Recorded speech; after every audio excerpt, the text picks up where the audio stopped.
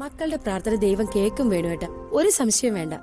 ഇല്ലാതെ കുട്ടികളുടെ പ്രാർത്ഥന മാത്രമല്ല, എത്ര പാവങ്ങളുടെ പ്രാർത്ഥനയാ ദൈവത്തിന്റെ ചെവി ചെന്നലക്കണേ. എത്ര പേർക്കാ, എത്ര കുടുംബങ്ങളെ വർമ്മ സാറ് സഹായിച്ചേക്കണേ. ആ മലയിടിച്ചിലുണ്ടായില്ലേ കാഞ്ഞൂര് പുഴയില്, അവിടുത്തെ വീടുകളൊക്കെ പണിത് കൊടുത്തതേ വർമ്മ സാറിന്റെ ഒറ്റ കഴിവില്ല. തെരഞ്ഞെടുപ്പിന് ആര് മത്സരിച്ചാലും ജേട്ടനൊന്നുമില്ല. ആരുടെ കാല് വാരി അലക്കിയിട്ടാണെങ്കിലും ജേട്ടനൊരു പിയെ ആയിരിക്കും. ദൈവമേ, ഈ ഇലക്ഷൻ കൊണ്ട് ഞങ്ങൾക്ക് 2 കാറുകളും ഒരു ബംഗ്ലാവും തരണേ. വർമ്മ സാറ് തെരഞ്ഞെടുപ്പിൽ മത്സരിക്കാൻ വേണം, മന്ത്രി ആവേ വേണം. അത് ഈ നാടിന്റെ ആവശ്യമാണ്. അല്ല അച്ഛാ, ഞാനൊരു കാര്യം ആലോചിക്കുകയായിരുന്നു. എന്താണാവോ? ഇത്രയും കാലം ഞാൻ എന്റെ ഭർത്താവിനും മകനും വേണ്ടി ജീവിച്ചു. ഭർത്താവിനെ മകനെ അങ്ങ് വിട്ടേക്ക്.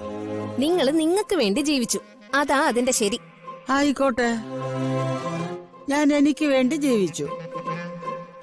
ഇനിയുള്ള കാലം മറ്റുള്ളവർക്ക് വേണ്ടി ജീവിച്ചാലോ എന്ന് ഞാൻ ആലോചിക്കുകയായിരുന്നു. അതെന്താ മനസ്സിലായില്ല? ഒരു ത്യാഗം. അല്ല, മനുഷ്യ ജീവിതത്തിൽ അതും വേണ്ടേ?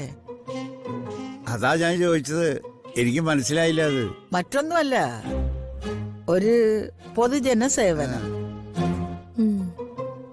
ഞാനും ഇലക്ഷനിൽ നിന്ന് മത്സരിച്ചാലോ എന്ന് ആലോചിക്കുകയാണ്. രാഷ്ട്ര സേവനത്തിനോ? അതെ അതെ.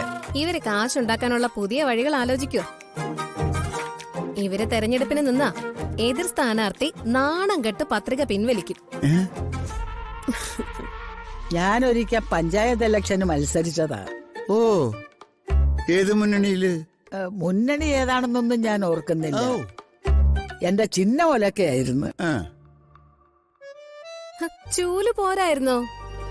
അല്ല, എന്നിട്ട് ജയിച്ചോ? ഒരു വോട്ടിന് തോറ്റുപോയി. എന്ന് വെച്ചാ ഒരൊറ്റ വോട്ടേ കിട്ടിയോളൂ എന്നർത്ഥം. ഇവരുടെ ഒരേ ഒരു വോട്ട്. ഞാൻ തമാശയല്ല പറയുന്നത്. അല്ല, ഞാൻ ഇവിടെ നിന്ന് മത്സരിക്കുന്നത് നിങ്ങൾക്ക് എന്താണ് അഭിപ്രായം? അമ്മ തെരഞ്ഞെടുപ്പിൽ മത്സരിക്കണം, മന്ത്രിയാവണം, അതുപോരെ?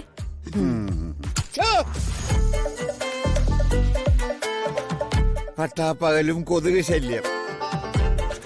കൊതുക് ശല്യം പിന്നെ സഹിക്കാം.